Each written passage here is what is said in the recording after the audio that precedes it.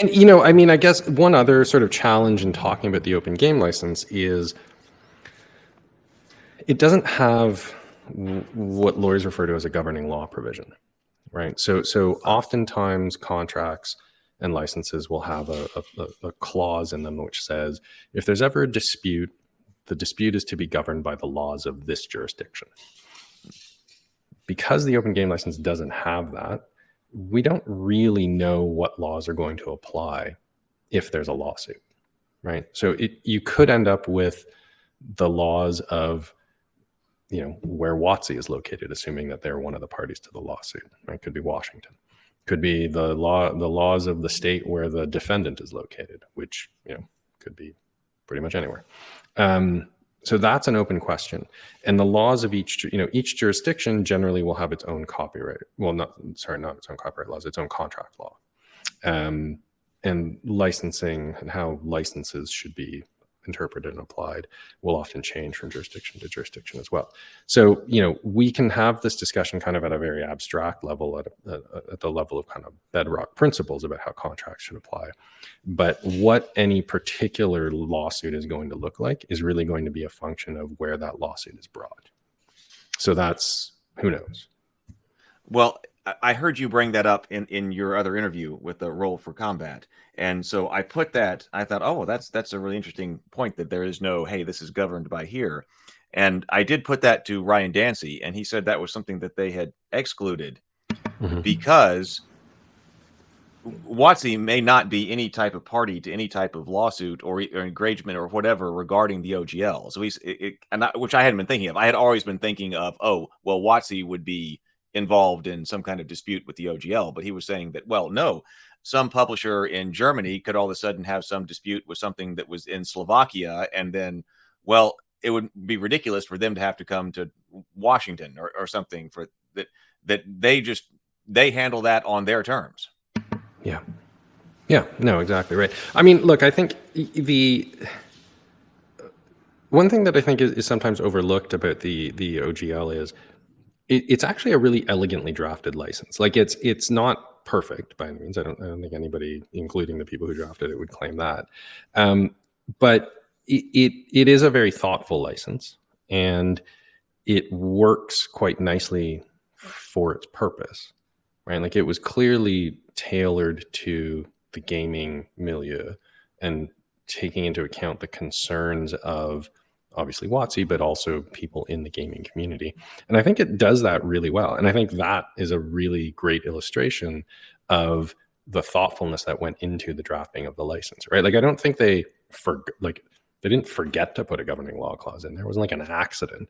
Like, they clearly thought about what are the circumstances in which this could become the subject of a legal dispute, and do we want to shackle people to a particular jurisdiction and the laws of a particular jurisdiction? And as you've noted, I think the answer, and smartly, was no, we don't want to necessarily shackle people to the particular laws of a jurisdiction. So it's worked really well for almost a quarter of a century, right? And I think that's in part due to the efforts of those who drafted it, and the level of insight into the activity that it was going to be governing, this gaming world, and the thoughtfulness that they brought to bear on the task. So like if anybody ever asked me, like, kudos to the guys who drafted the OGL and who envisioned it. Like, I think they did a remarkable job. And I think that's evidenced by what's happened with the OGL and what's happened to the gaming community in the ensuing 23 years.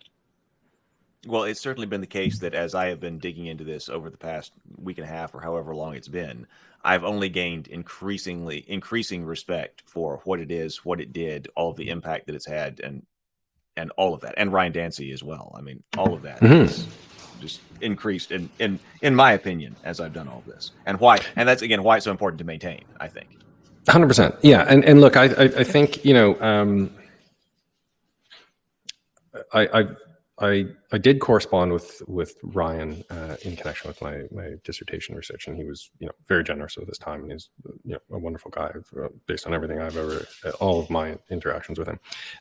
I'm reluctant to sort of throw around the word visionary too sort of freely, but I really do think, you know, he really was a visionary in terms of taking a concept which up until the time of the release of the OGL, had largely been only applied in the software realm.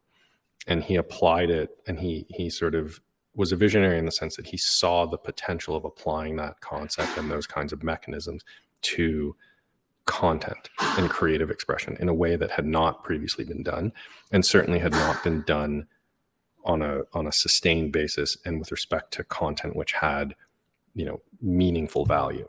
Right? Certainly, like D&D at the end of the 90s was not the most valuable IP in the world, but it had real value, and it had the potential for renewed real value.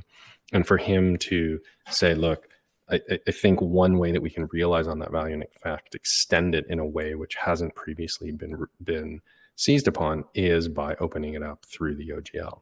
And so I think it's useful to remark on that and sort of pay homage to the fact that he did that in a way which I think a lot of people would not have done, particularly in the context of a public company.